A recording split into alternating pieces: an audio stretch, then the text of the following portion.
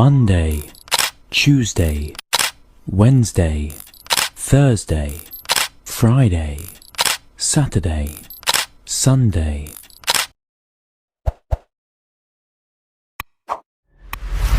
আসসালামু আলাইকুম রহমতুল্লাহি ওবরকাতু। আশা করি আল্লাহর অশেষ রহমতে আমার যারা দর্শক দেখছেন আমাকে সবাই অনেক ভালো আছেন। আমিও আল্লাহর রহমতে ভালো আছি আলহামদুলিল্লাহ। তো সবাইকে সুস্বাগতম জানাচ্ছি আরেকটি নতুন ব্লগ দেখার জন্য। আজকে আমি শুরু করছি আমাদের বাপের বাড়ি থেকে চলে এসেছি গত রাত্রে দেখেছেন। তো আম্মা বাবার ভালোবাসে যে জিনিসগুলো এসেছে সেগুলি আবার সুন্দর করে গুছিয়ে গাছিয়ে রাখছি। তো এখানে হচ্ছে দুই ফটে দেখতে পেরেছেন মুরগির ডিম। এগুলি আমাদের বাড়ির আমার এক চাচায় মুরগি ফালেন, মানে ফার্ম আছে ওনার। তো ওখান থেকে কিনে দেওয়া হয়েছে আমার ছোটো ভাইয়ের জন্য 1 কন্টেনার 30টা, আমার জন্য 1 কন্টেনার 30টা। তো সেই হিসেবে ওগুলি একটু গুছিয়ে রাখছি, আর আমার ছোটো ভাইয়ের জন্য যেগুলো ওগুলো আলাদা করে আলাদা রেখে দিচ্ছি, ওগুলো ও এসে নিয়ে যাবে। আর এই যে আঙুলগুলি আমার জন্য আম্মা দিয়েছে, আর তিলের টফি জামাইয়ের জন্য দিয়েছে, আমার হাজব্যান্ড খুব পছন্দ করে এর জন্য। তো এই জিনিসগুলো গুছিয়ে রাখছি, আর হচ্ছে একটু টেবিলটাও গুছাবো। রান্নাবান্না আজকে বেশি কিছু করব না, গতকালকে রাতে মাছ রান্না করেছি ওইটাও আছে, কলিজা গোশত একটু আসছে, আর ভাবতেছি অনেক কিছুই খেয়ে এসেছি, দুপুরে একটু সিম্পলই খাবো। তো এই জন্য ভাবলাম যে একটু টমেটোর ভর্তা করব, ভাত রান্না হয়েছে, এটাই আজকে দুপুরের প্ল্যান। তো দেখা যাক, টুকটাক আসলে গুছানো, কোথাও থেকে আসার পরে অনেক কিছু গুছাতে হয়, লাগেজ টাগেজ খুলে সেগুলি কাপড় চোপড় ধোয়া ফাটলা করা, তারপরে আবার ঘর দুয়ার গুছানো, এই কাজগুলি করছি আসলে খুঁজে খুঁজে। তো এগুলি করতে করতে যে আসলে কিভাবে সময় চলে যায় টেরও পাওয়া যায় না। 1-2 দিন কোথাও থেকে বেড়ানো থেকে আসার যে একটা আরাম পাওয়া, সেটা কিন্তু দামনি উসুল হয়ে যায় আসার পরে। তো আমরা যারা গৃহিণী তারাই বুঝি এই কষ্টটা কেমন। তো যাই হোক, আমি এই তিলের টফিগুলোকে একটু টুকরা টুকরা করে রেখে দিচ্ছি, এগুলো অনেক শক্ত এমনি।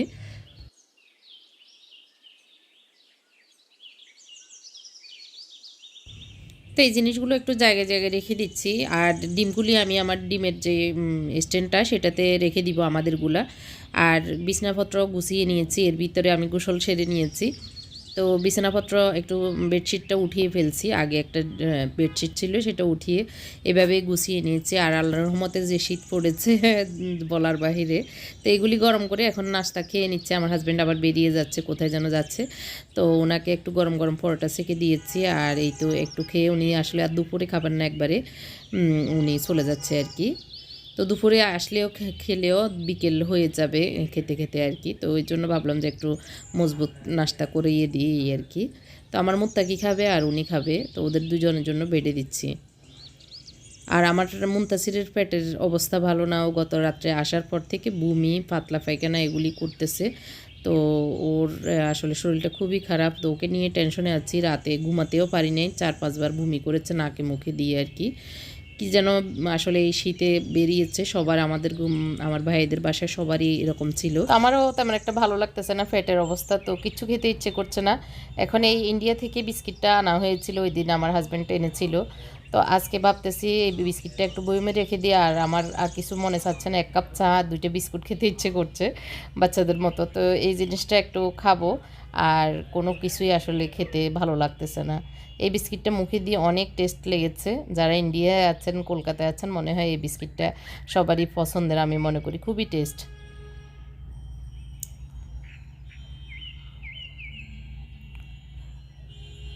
তো এই তো চাটাও বানিয়ে নিয়েছি, নিয়ে আমি আমার রুমে চলে এসেছি, একটু ঠান্ডা ঠান্ডাও লাগতেছে। তো একটু চাটা গরম গরম খেয়ে নিই।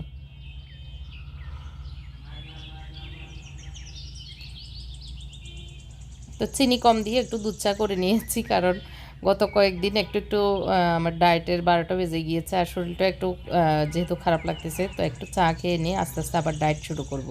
এরপরে আসলে টুকটাক কাজ করেছি, আর এডিটও করেছি, আর গত কয়েকদিন আসলে ভিডিও দেওয়া হচ্ছে না, এই জন্য একটু ভিডিও এডিট করলাম। আর এই ভর্তাটা, টমেটো ভর্তাটা বানিয়েছি, সেটা আমি শর্টস একটা ভিডিও করব, সেটা আপনারা দেখে নিতে পারেন কিভাবে আমি ভর্তাটা করে নিয়েছি। আর মাছ ভাজি ছিল, এটাই দুপুরের খাবার। এরপরে আসলে দুপুরেই খবর এসেছে আমার বাসুরের মেয়ে বড়জন, ও আসতেছে জামাই নাতিনদেরকে নিয়ে আর কি। ও আসলে অস্ট্রেলিয়ায় থাকে, এখন দেশে এসছে 1-1.5 মাস হয়েছে মেবি। এখন যাওয়ার সময় হয়েছে, তো আমাদের সাথে দেখা করবে। আর এর ভিতরে ও বিভিন্ন জায়গায় বেড়ানো টেড়ানো ঘোরাঘুরি শেষ করেছে। তো ফেনীতে আমাদের সাথে দেখা হয়েছে, এখন ঢাকায় আছে, ঢাকা থেকে তো যেতে হবে ওই হিসেবে আর কি।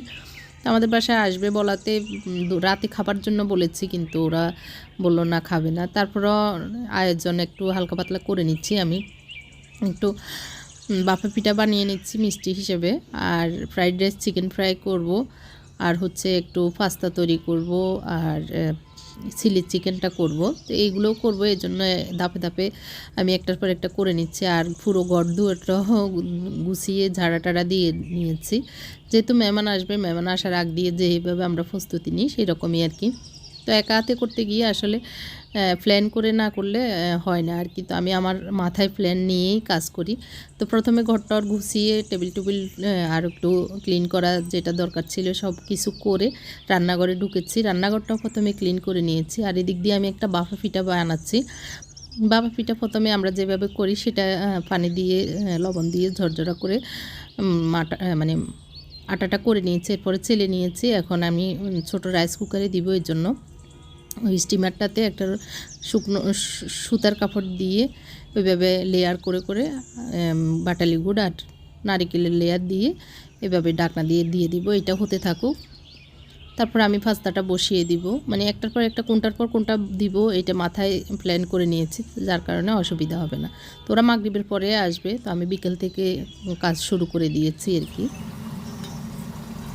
এর ভিতরে পানি ফুটে উঠেছে, এখন আমি পাস্তাটা বসিয়ে দিব, একটু তেল আর লবণ দিয়ে দিচ্ছি।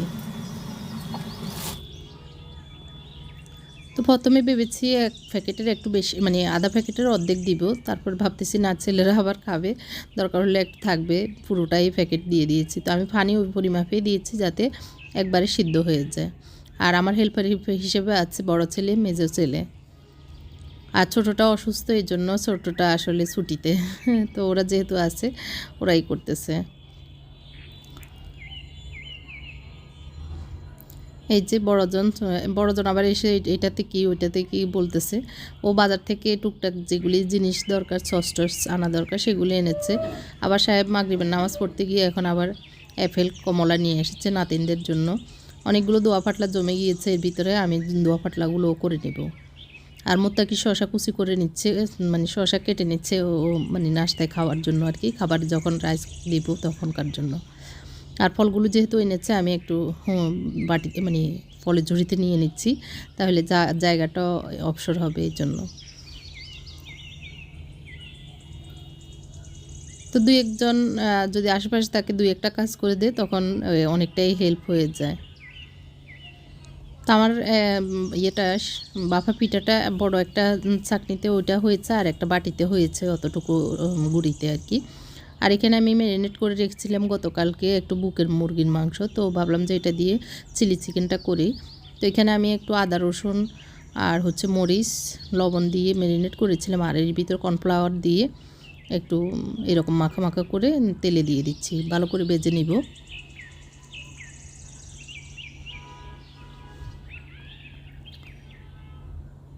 তো ভালো করে এটা ভেজে উঠিয়ে নিয়ে তারপরে সসগুলো দিব, আর এর ভিতরে পাস্তাটা সিদ্ধ হয়ে গিয়েছে। তো আমি দুইটা বাটিতে ঢেলে নিচ্ছি, পাস্তাটা আমি একবারে পানি না ঝরিয়ে এভাবে দিয়ে দিচ্ছি।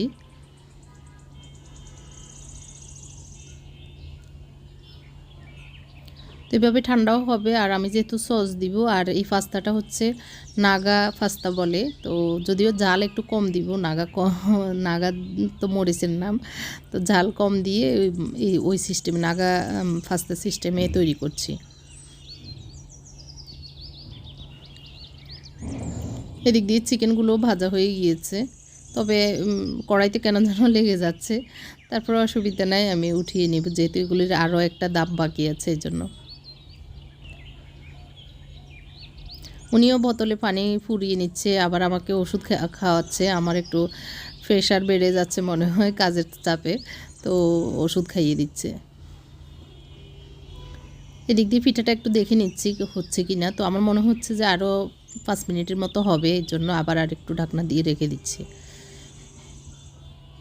তো স্টিমারে এভাবে স্টিম করে আমি এই বাফা পিঠাটা তৈরি করে নিচ্ছি। পানিটাও চেক করে নিয়েছি, পানিটাও আছে। এর ভিতরে আমি এই চিকেনগুলো ভাজা হয়ে গেছে, উঠিয়ে নিচ্ছি।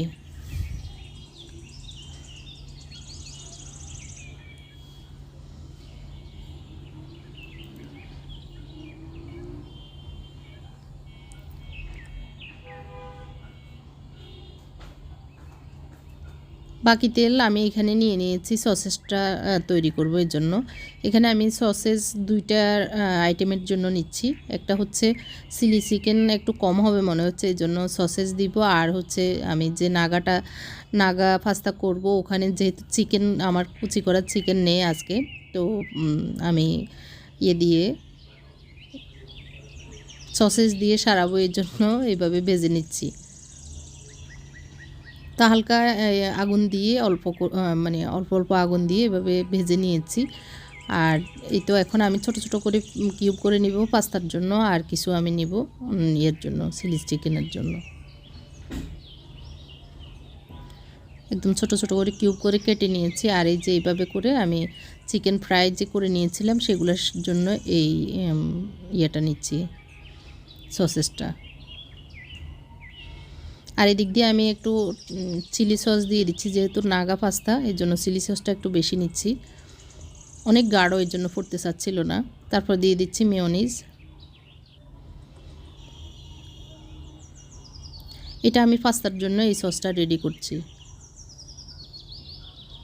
দিয়ে দিচ্ছি টমেটো সস।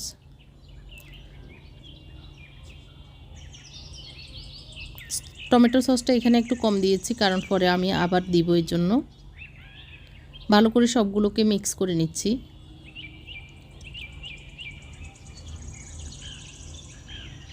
আমি যেহেতু পাস্তাতে একটু লবণ দিয়ে দিয়েছি, এর জন্য আর এখানে বাড়তি আর সস দিচ্ছি, লবণ দিচ্ছি না। তো আমার কাছে একটু মেয়োনিজ কম মনে হয়েছে, এর জন্য আরও 1 চামচ মেয়োনিজ দিয়ে দিয়েছি। সস মেয়োনিজ এগুলো আসলে নিজেদের উপরে যতটুকু স্বাদের উপরে নির্ভর করবে, যতটুকু লাগবে সেটাই দিব। তো এই তো আমি টমেটো সস উপরে আর একটু ছিটিয়ে দিচ্ছি।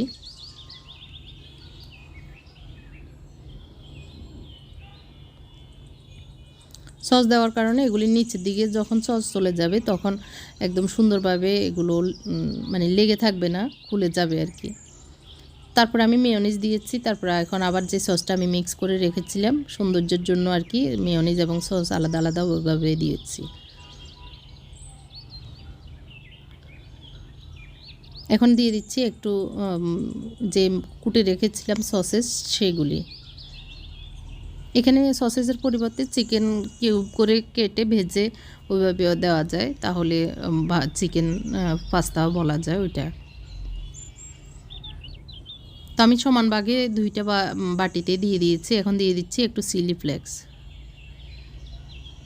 যেহেতু চিলি সসটা বেশি দিয়েছি, এজন্য ঝাল, যেহেতু নাতিনেরা আছে, ঝাল যেন না হয় এই জন্য আমি একটু কম ঝাল দিয়েই করে নিয়েছি।